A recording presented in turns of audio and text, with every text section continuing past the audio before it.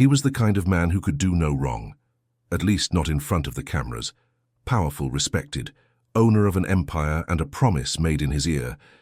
As long as I live, no one will lay a finger on you. But when the storm broke, when the headlines began to bleed his name in bold letters, when his friends disappeared and his bodyguards left, it was precisely she, the woman he had silently abandoned, who stood between his name and the scandal that would destroy him, without a contract, without applause, without debt, only with her heart. And what she did, no one ever found out, until now. They met behind the scenes of a life that wasn't hers. She was invisible, like the shadows that clean the floor after millionaires' parties. But she saw everything, heard everything, kept everything, and when he decided to put her in a corner, far from the stage of his own rise, he thought it would be forever. He just didn't imagine that forever would call him by name again at the moment, when everything he was threatened to turn to dust. And it was the forgotten woman, the one everyone ignored, who decided that the world didn't need to know the worst of him, even when he deserved it, even when it hurt. If you feel that this story has something to say to you, like the video, subscribe to the channel and come with us, because what is to come may speak directly to your heart.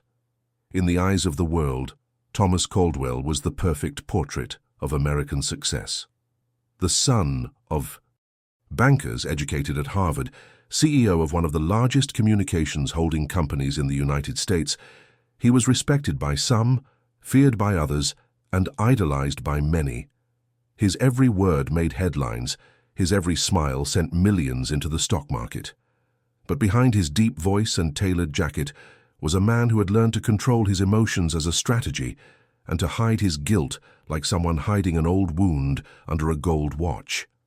That night, as the flashbulbs burst around him at the inauguration of the new headquarters of the charitable foundation that bears his name, no one had any idea that years ago he had made a promise that would change his life, and broken that promise without even asking for forgiveness. Among the silent waiters who walked around with trays, there was a look that knew everything that Thomas's past hid. The look of a woman he had loved in silence, in the dark, far from the cameras and confidentiality agreements. The woman who now held tightly a sealed envelope, knowing that her name would never be among the guests at that party, but that her presence there carried more power than any gala speech. Her name was Elena, and her story began long before his success. It was still in the old wing of the building where Thomas began his life as a junior advisor, and she cleaned the rooms after work, always careful not to erase the whiteboard of notes. It was on one of those boards that he wrote her phone number for the first time, in the corner where no one but her would see it. And that was where it all began. Elena was the opposite of everything Thomas's circles expected of him. The daughter of Mexican immigrants, motherless since she was 7, raised by an aunt who sold flowers on the corner of 14th Street and Lexington. She didn't speak perfect English, but her eyes were more eloquent than any speech. Thomas, still hungry for greatness at the time, saw something in her that couldn't be explained. Her lightness, her faith, her lack of interest. And this last one was perhaps what mesmerized him the most, because while the world approached him to suck his name, Elena moved away when he got too serious. She laughed when he tried to impress. She prayed for him, and he promised, on the bench in the square where they exchanged confidences, that he would never let the world swallow him up to the point of erasing her from his memory. He swore he would protect her, that he would give her a home when he could, that no one would ever make her feel invisible. And then time passed, too quickly. He grew up. She stayed where she was. He moved up floors. She cleaned the hallways.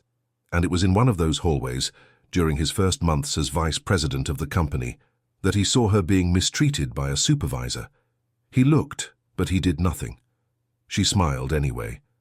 And that day, for the first time, he pretended not to know her. After that, everything changed. The meetings stopped. The phone calls became more sparse. Until one day she simply disappeared, and he never asked her again. Until today. On that festive night years later, when he received applause for his generosity and socially impactful speeches, Her name still burned like an extinguished incense in his memory. But he had no idea what was coming next, nor that the woman he had once promised to protect was there in the shadows, ready to shield him from the biggest scandal of his career, and make him pay, with silence and redemption, for everything he had failed to be. In the spring of 2007, Thomas was still an unknown name outside the corporate corridors. He was about to take on a key directorship, and every step was calculated with precision.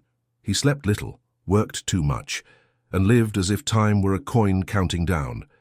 At that time, the company was still operating in an old building in Midtown, with noisy elevators and rooms divided by grey partitions. It was on one of those floors that Elena first appeared before him, pushing a cleaning cart with squeaky wheels, wearing stained gloves and small headphones, the kind that leaked the faint sound of mariachi mixed with old boleros. She didn't see him right away. She was distracted, humming softly and wiping fingerprints from a glass wall. For some reason he could never explain, he stopped and watched her. It wasn't common. Thomas didn't stop for anyone. But something about that moment disarmed him. Maybe it was the way she danced alone among the empty furniture, as if the world outside didn't matter. Or maybe it was the fact that she seemed so free, even surrounded by silence and obligation. When she turned around and saw him standing there, she straightened her uniform in embarrassment and looked down, ready to be reprimanded. But he just smiled and asked in purposely broken English, "Is this song really that good? Or is it just you making it seem that way?" She laughed. For the first time, she laughed with him, and that sound stuck in his memory like a password he would never forget. In the following days, he began to see her more often than chance would allow. He would go down 2 extra floors just to pass by where she worked. He would leave discreet messages with short phrases on post-its stuck to the desks she was cleaning.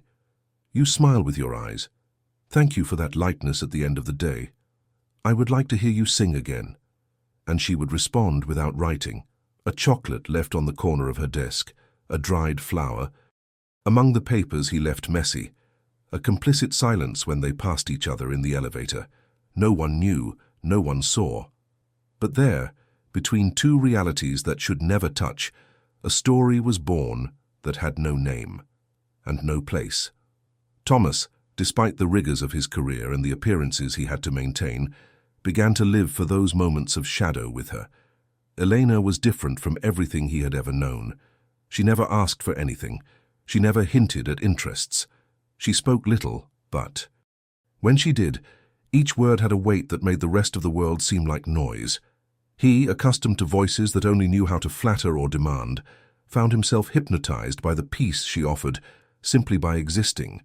He even took her out for a coffee once, in a distant neighborhood where no one would recognize them. They spent hours talking about things he never had the courage to tell, even to his closest friends. And it was on that day that he promised, "You will truly be part of my life. I just need time to put everything in place." But time never comes as planned. Thomas began to grow up too quickly. Invitations to gala events became daily, meetings longer, decisions heavier. And in each of these decisions, Elena was put off.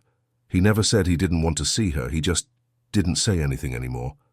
The messages decreased, the glances became shorter, and even without words, she understood.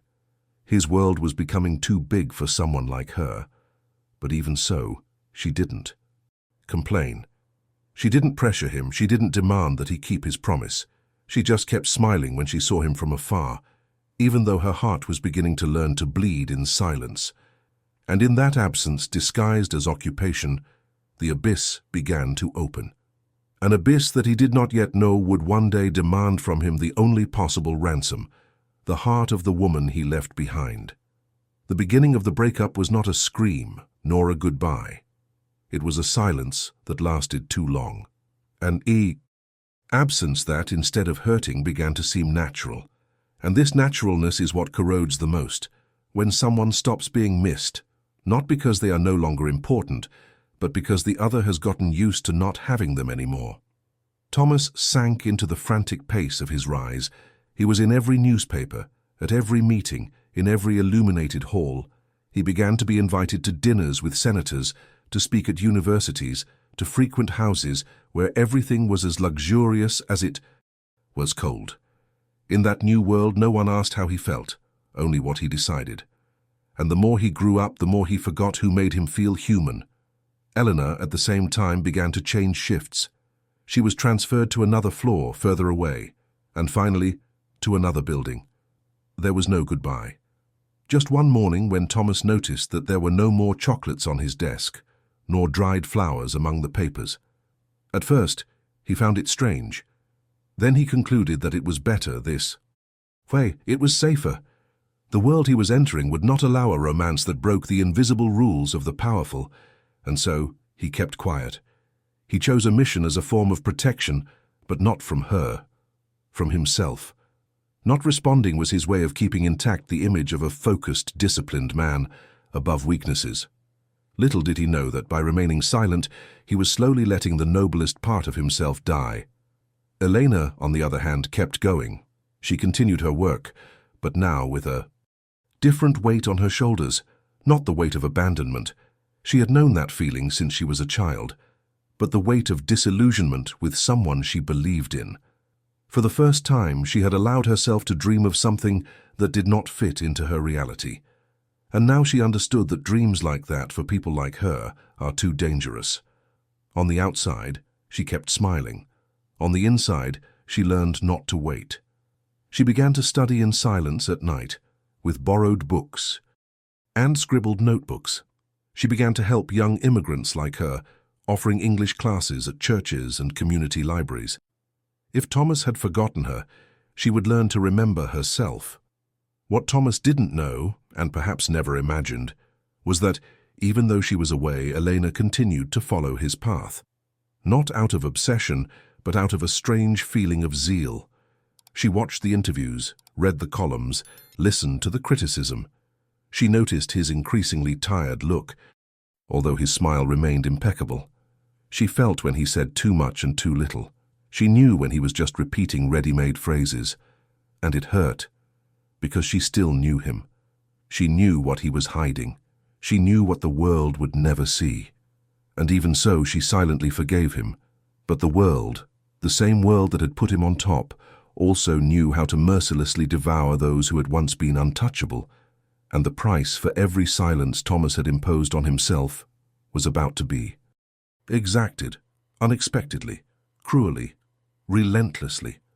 A scandal was about to explode, and it would bring to light secrets he had tried to hide under contracts and confidentiality clauses. But among the evidence, there was something that could save or sink everything. A document signed by someone from the past, by someone he had never had the courage to admit, but who still held the only truth capable of saving him from destruction. And that person was Elena. It was autumn when the first sign of the storm appeared. Small, almost imperceptible, like a discreet crack in the wall of an old house. An investigative journalist published a timid note on a blog specializing in finance, raising suspicions about contracts between Thomas's company and shell contractors. At first, no one paid attention, but it took just 2 days for the content to go viral, driven by a former competitor who loved to see big companies bleed. In less than a week, the headline was on every news channel in the country. Caldwell. Enterprises investigated for tax fraud and collusion with shell companies.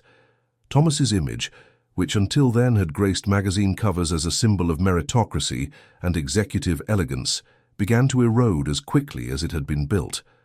Thomas tried to control the damage.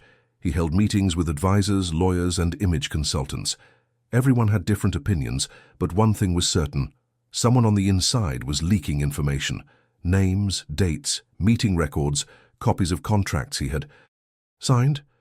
Details that should never have reached the press were being shared among groups of lawyers, political offices, and newsrooms. He initially denied it. Then he tried to isolate the damage, pointing out lesser culprits. But the avalanche had already begun. And the more he tried to justify himself, the more he became entangled in contradictions. His partners began to distance themselves. His wife, accustomed to living on appearances, saw her perfect life crumble and demanded explanations that he did not give. Thomas, for the first time in years, was alone. Across town, Elena already knew. She had read every line. She had heard every report. She had silently watched the decline of a man she knew better than all those who now judged him voraciously. You saw his mistakes, yes, but you also saw the desperation in his eyes in the interviews, the tremor in his hands trying to control the narrative. She knew that the Thomas the world knew was only a part, the most armed, the most protected. Behind that pose there was a man who had made a mistake, but who was not yet the monster they were painting him to be. And it was at that moment that she found, among old papers stored in a forgotten folder, the contract. A document signed more than 10 years ago, at a time when Thomas was still nothing more than a promising executive. In it, there was the authorization to use data from a company that, years later, would be used fraudulently by the real culprits of the scheme. And his signature was there, clear, irrefutable. But what almost no one knew, except Eleanor, was that the contract had been tampered with. She herself had been present at the meeting where the original documents were exchanged for doctored versions by executives who would later be promoted or fired with million-dollar bonuses. She never told anyone, not out of fear, but because no one had ever listened to her. She was just a cleaning lady, a shadow in the corner of the room. But she saw it. She remembered it. And now that memory came back with the weight of a choice. Keep quiet and let him be dragged down for something that wasn't entirely his fault, or interfere and risk being dragged down by a system that didn't forgive those who came from below. That night, as the news broadcast repeated images of Caldwell headquarters being raided by federal agents, Elena walked over to the small safe where she kept important documents. She opened it carefully, as if awakening a past.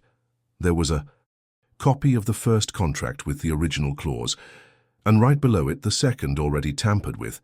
That could exonerate him, but it would also put her in the sights of powerful people who could erase stories like hers without a trace. Still, she knew what she had to do, even if he hadn't done the same for her, even if she would never know that she had been saved by someone he had abandoned. Because there are promises that, when broken, do not disappear. They transform into silence, into choices, into karma. The next morning, Thomas woke to the sound of the doorbell and a manila envelope being left under his apartment door. It was the kind of gesture that would have previously been treated with disdain by security. But now, with no security guards, no assistance, no filters to protect him from reality, any piece of paper could be the difference between sinking for good or breathing for another day. He opened it with trembling hands, and upon seeing the copy of the original contract froze. He recognized his own signature. He recognized the date. But what froze him was the clause highlighted in red pen, the one that disproved the prosecution's version of events. This was real, and only one person in the world could have kept this document all this time. He gasped for air for a few seconds. He sat on the edge of the bed. He reread it 3 more times and whispered the name he hadn't said in years. Eleanor. He didn't know where she was, or if she was willing to be found. But it forced him to try. For the first time in a long time, he shed his crumbling executive mask and donned something he hadn't worn in years: regret. He called old contacts, dug through forgotten employee files, paid for lists of outsourcing contracts from more than a decade ago, until a name appeared shyly in a system that registered volunteer English classes for immigrants. Elena Mendoza, registered as a community teacher, with a partial address in a poor neighborhood in the South.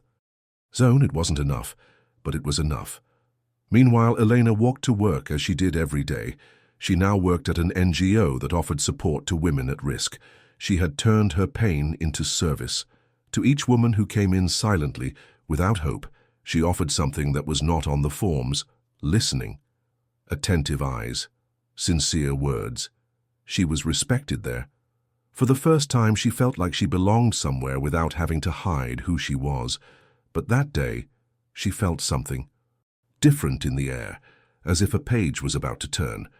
Her heart sank when she entered the room and saw a dried flower on her desk, the kind she used to leave with Thomas's papers. There was no note, but she knew. He had found her. Hours later, the two were face to face, in a modest cafe far from any camera, far from the big avenues that used to separate them. Thomas looked smaller, thinner, more tired. There was a mist in his eyes that she had never seen before. Shame. When he tried to speak, he choked on his own words. She, silent, just waited, until he finally said, "I was a coward. I knew where you were. I knew what you represented. And yet, I let you go." She just took a deep breath and answered firmly, "I didn't go. You stayed." He didn't ask for forgiveness, because he knew that wouldn't be enough, but he did offer something. The truth. He told her everything that had happened, the risks he had taken, the people he had wanted to protect, the mistakes he had made. He spoke honestly, for the first time in years, and at the end he said, "If you want to help me, it's on your own. I can't protect you. I can barely protect myself." Elena smiled, and she said, "You never protected me, Thomas, but I protected you. And maybe that's what you need to learn now." She stood up and left before he could thank her, but she left him a flash drive. Inside were all the copies of the original documents, names, dates, clauses, irrefutable evidence. But along with it, there was also a video. An old video, recorded by chance by a camera left behind in a meeting room on the day the documents were exchanged, and in it, two of the company's current executives appeared, negotiating the terms of the tampering. That was more than proof. It was salvation. But it was also war. Thomas knew if he used it, he would get away with it. But someone would pay the price. And maybe, just maybe, he was ready to do what he had never done. Choose the right, even if it cost him the world he had built. Thomas spent the night staring at the video, as if he were staring into a mirror that shows not his face but his soul.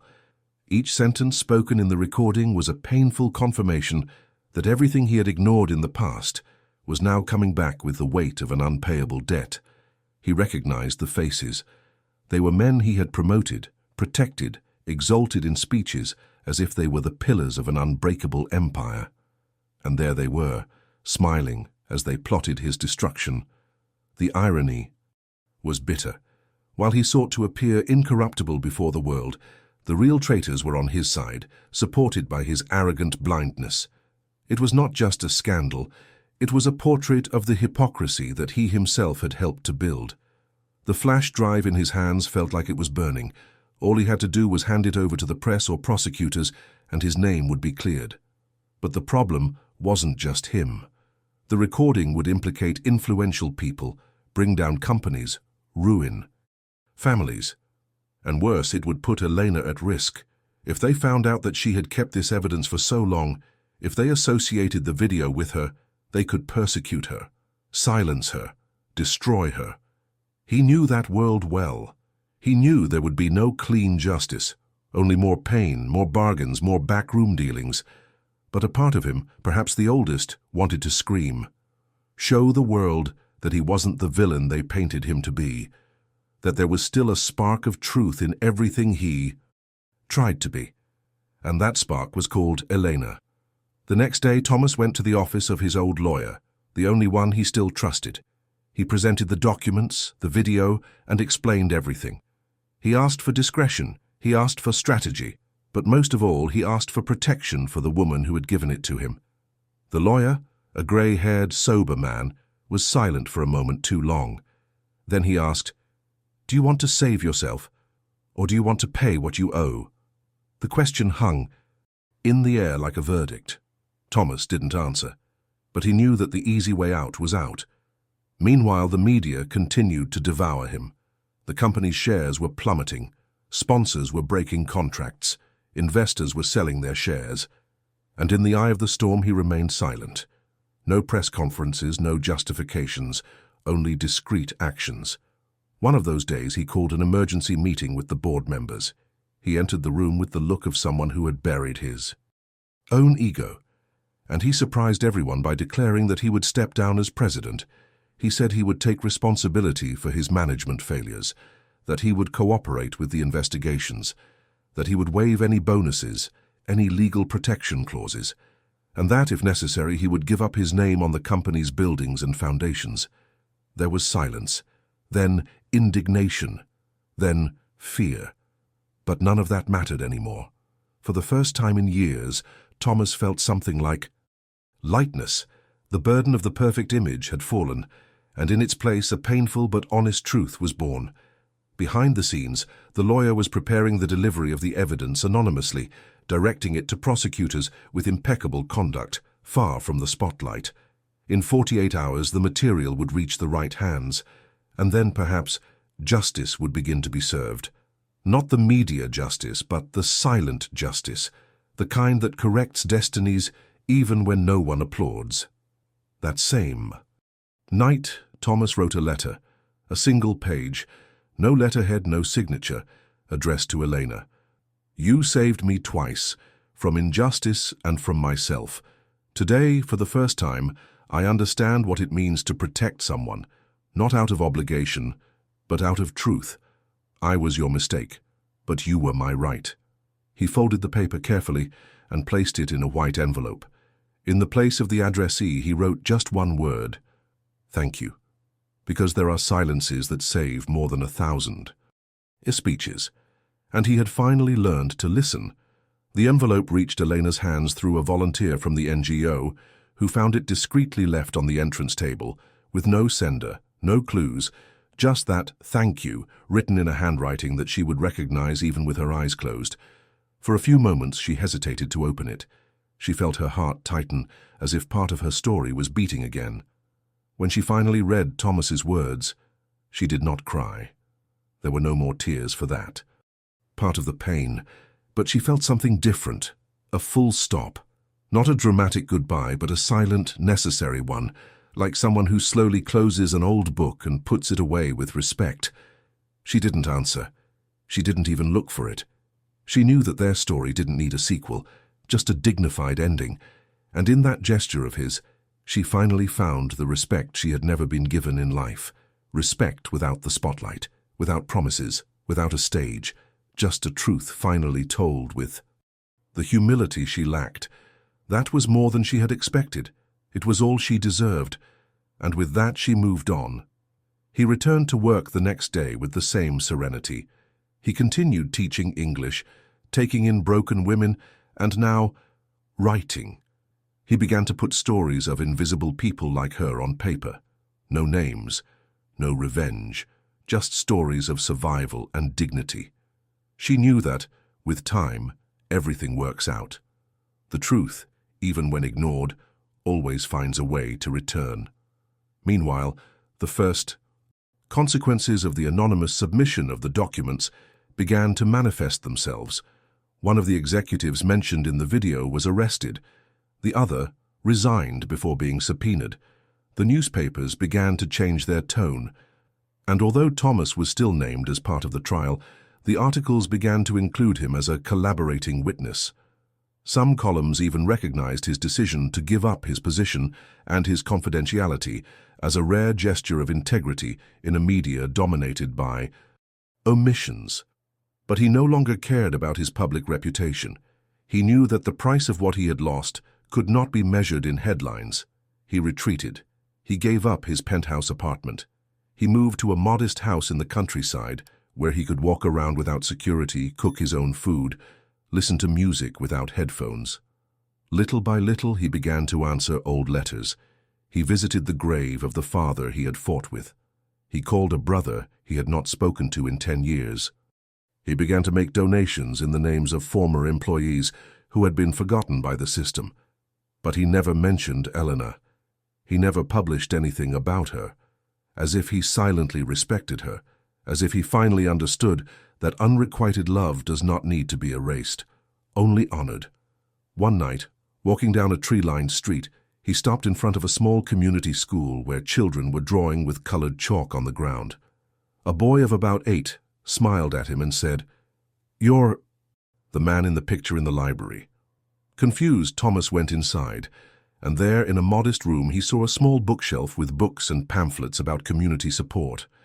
In the corner of the wall was a black and white photograph of Elena smiling, surrounded by women of diverse backgrounds, all holding notebooks. Below the photo was a sentence: "No story need end in silence if someone has the courage to tell it." He smiled, for the first time, with peace. And in that moment, he understood. Helena hadn't just saved him from scandal, she had saved him from living an empty life. And although he had failed her, she had never failed him with the truth. The same truth that was now beginning to spread through the city's small cracks, in community libraries, support centers, forgotten churches, where names don't matter but gestures remain. And so, without applause, without romantic reconciliation, without requests for return, the cycle closed. With dignity, with karma, with justice served. In the only place that really matters, inside the heart. Time passed as it does for those who are no longer in a hurry, with the silent slowness of cold mornings and the distant noise of the city that continues, even when the names change. Thomas Caldwell's story disappeared from the news like everything that was once a scandal, with selective forgetting, with replacement by new tragedies, new villains, new manufactured heroes. The headlines fell silent. The company's shares began to grow again, under a new chairman, and the former CEO became just a footnote in the history of the empire he helped build, and in the end decided to leave. But on the other side of the story, Elena continued to plant things that no one saw, but that germinated where it mattered most, in people. In her office at the small NGO, now transformed into an educational center recognized by international organizations, there was always the smell of freshly brewed coffee and discreet laughter. It was common to see her sitting among women who could barely read, teaching patiently without technical teaching methods, but with truth in her eyes. Her name began to be mentioned in serious circles, in social justice seminars, in articles by educators. But she never agreed to go on stage. She said that her place was at the bottom, and when people asked her why she didn't promote herself, she smiled with the simplicity of someone who already understood everything. Because those who plant shade should never forget the sun they saved. But one afternoon, a white envelope arrived at the center. This time it was addressed to her with her full name. Eleanor hesitated as she opened it. Inside, there was no letter, no photo, no request, just a check for enough money to finance the entire center's 5-year operation. And in the corner, in the sender's box, a new foundation. Mendoza Foundation. No Caldwell. No public phone call. Just a silent acknowledgement with her name on the top. A quiet gesture that asked for nothing in return, just that she keep doing what she was doing. Elena didn't cry, but for a few seconds she closed her eyes and thanked him. Not him, but God, because she knew that sometimes true repentance doesn't ask for an audience, it works in silence. That same week, Thomas was seen visiting a children's hospital on behalf of an anonymous donation project. He looked different. He wore simple clothes, spoke little, and listened more. When offered a speaking slot, he declined. He asked to just sit with the children and listen to their stories. A reporter who happened to be passing by recognized him and tried to take a picture. He asked not to. He said, "I've already stolen the spotlight enough in my lifetime. Today I just want to observe." In the city, no one singled him out anymore. No one revered him nor condemned him. He was just one man among many, but inside him something had changed. A weight had been lifted. And even if there was never a return to the top, there was something infinitely more valuable. Peace. One evening he passed a square where, years before, he had promised the world to an invisible woman. The bench was still there. He sat down. He was silent. A young couple argued nearby. A child ran among the pigeons, and he just looked up at the sky and thought, "This is where I broke a promise, and this is where she saved me." And in that instant, as if time had turned back and the wind had responded, he smiled. Because he had understood what he had never understood in his glory days. It was not he who had left her behind. It was she who had taken him with her, protecting the best in him, even when he himself had forgotten. And that, neither money nor power nor the courts could ever pay for. Some truths don't need to be spoken out loud to change an entire life, and as the months went by, that was exactly what Thomas Caldwell began to understand clearly. That redemption doesn't come from the spotlight, nor from announced forgiveness, but from actions that no one sees, decisions made in silence, choices that no one applauds. He began to live a life free from rushing, cultivating small routines that he had previously despised, reading without rushing, walking without a destination, listening without rushing to the end of someone else's speech. There was no more power to defend, no image to protect. For the first time, he could just be a man. And that, curiously, made him feel more whole than he had ever felt when he was being applauded. Every month, discreetly, the foundation that bore Eleanor's name, although she had never asked for it, sent funds to social projects, mainly focused on immigrant women, children from invisible families, and emotional rehabilitation programs. Thomas didn't show up at any of the meetings. His name was absent from the public documents, but the fruits grew anyway. And that was enough for him. The past still came back now and then, like a whisper, an unresolved dream, a face in the crowd. But now he didn't run away. When the memory of Elena came to him, he was no longer ashamed, because now he understood that there was no need to go back to what had been. It was enough to honor what she represented. And he did this every day, even if she would never know it again. Elena, on the other hand, was beginning to reap the fruits of a life that had been made of seeds left in the dark.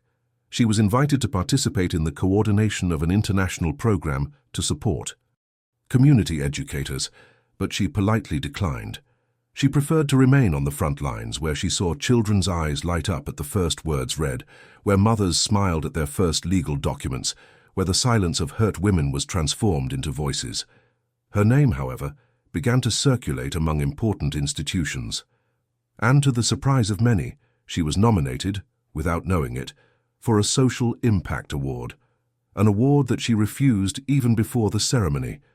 She said, calmly, that the real prize was to see a woman walk with her head held high again after a lifetime of looking at the ground. One Saturday, while sorting through an old box, she found something she had forgotten, a card in Thomas's handwriting, dated years ago. You smile with your eyes, thank you for this lightness at the end of the day.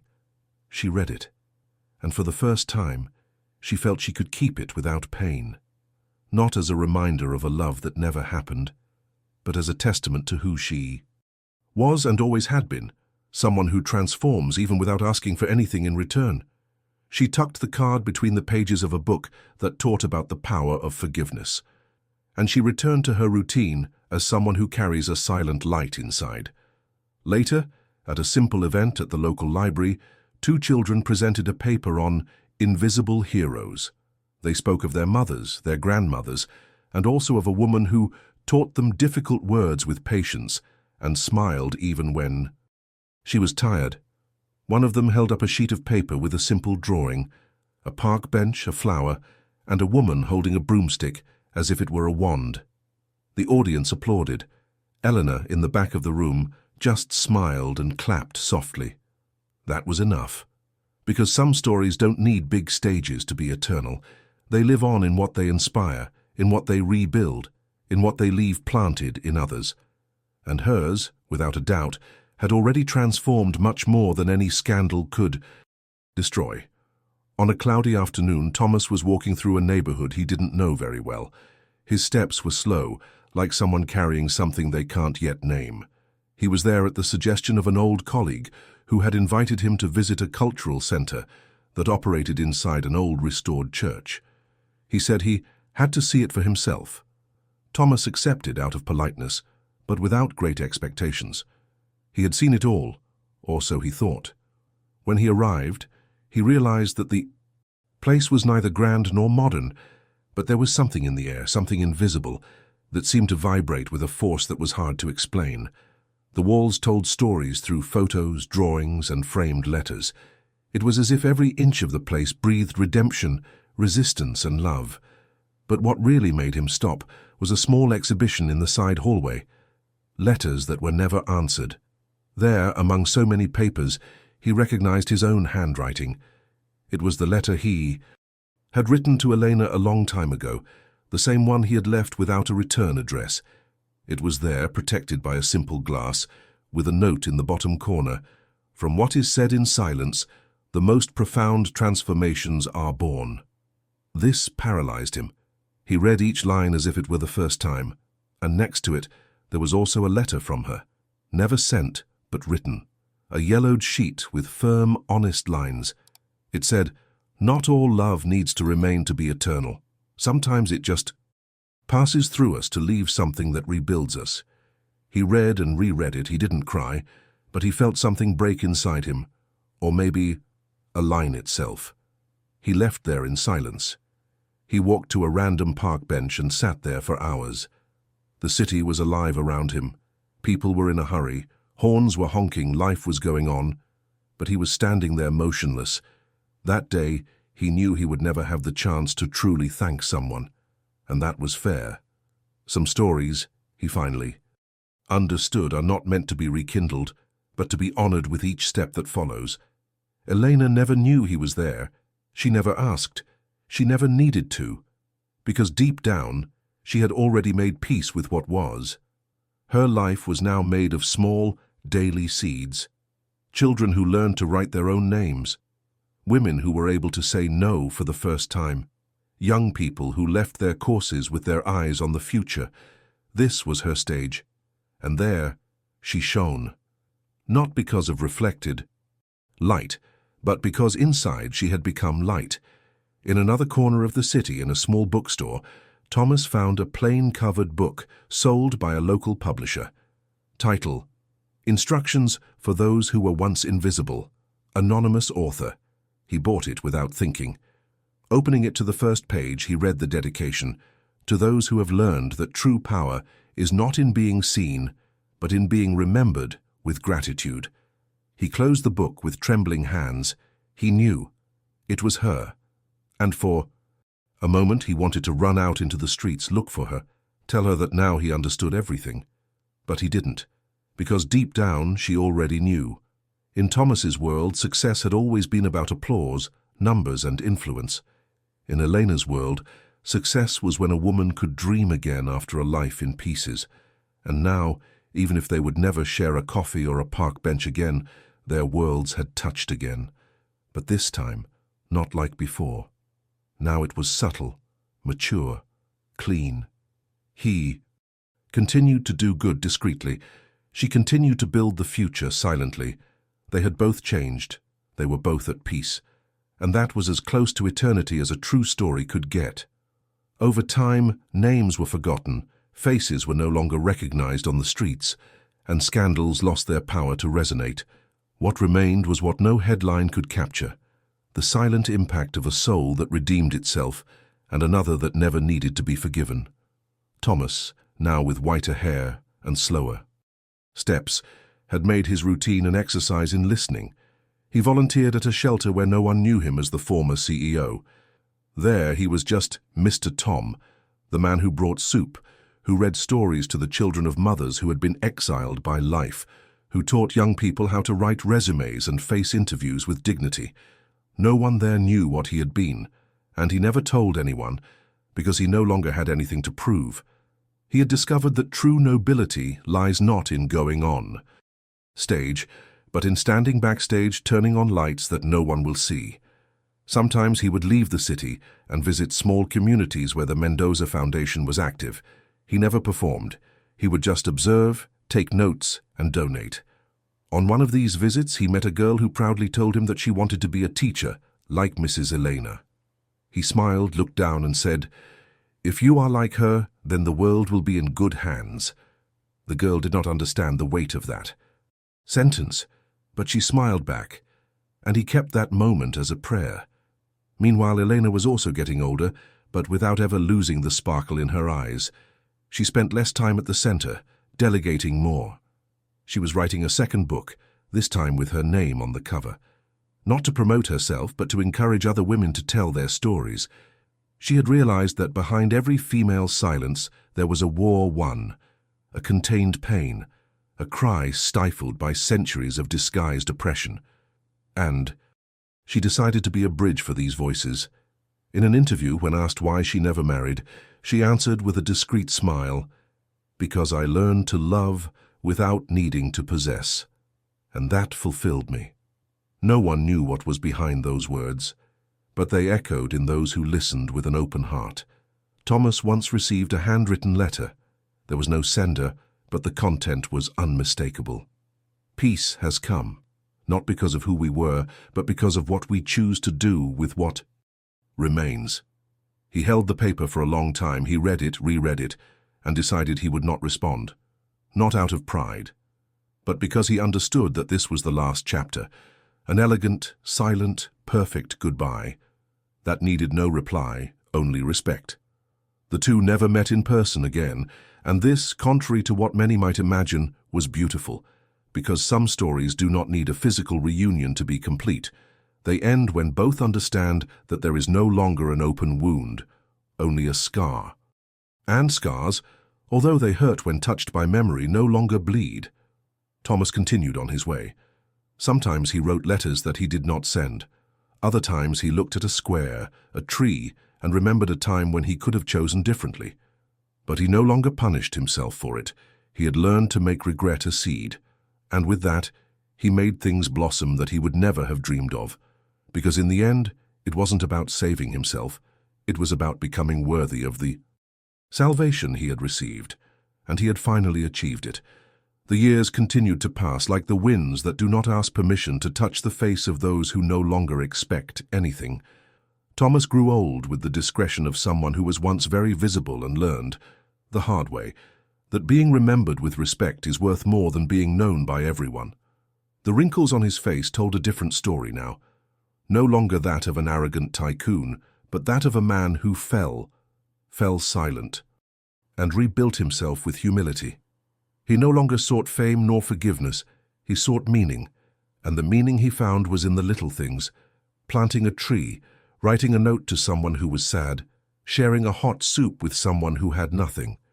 At the foundation, everyone knew him only as an anonymous advisor, a man who understood numbers and people, and who made a point of listening to everyone's stories with unusual attention.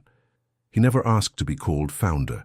He always insisted that the name on the plaque meant nothing compared to the lives transformed there. And every time someone asked who Mendoza was, he would just smile and say, someone who chose to protect instead of punish. It was the only phrase he repeated, like a personal prayer. One day, during a conversation with at-risk teenagers, one of them asked him what he regretted most in life, and Thomas, without hesitation, answered, "Not having listened to my heart when there was still time." The phrase hung in the air, heavy but true, and for the first time the young people's eyes filled with something rare: respect. Elena, on the other hand, lived her last years with serenity. She no longer taught as before, but she still participated in the circles, still welcomed mothers with the same warmth as always, still walked between the rooms with the delicacy of someone who recognizes pain in their eyes from afar. She no longer needed to talk much. Her presence was enough to calm people down. At an intimate event at the foundation, someone honored her with a simple ceremony and a symbolic plaque.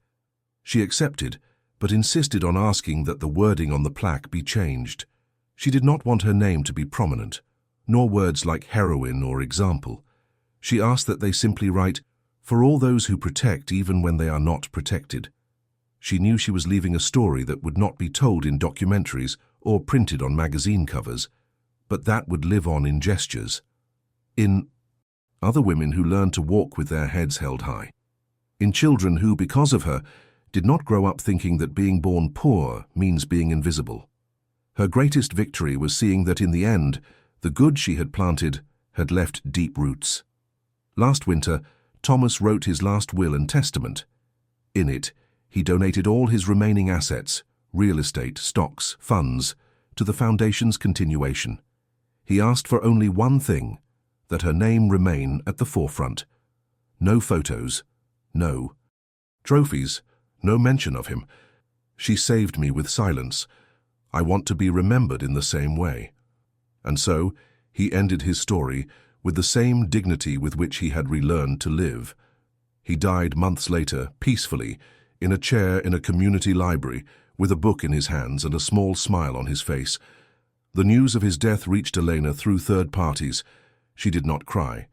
She said a simple prayer, closed her eyes, and gave thanks. Then she walked to the square where it all began, the one where he had made promises he had not kept. She sat on the same bench, now more worn, and remained there in silence, listening to the sounds of the city that was still alive. And deep down, she felt that that story was no longer pain.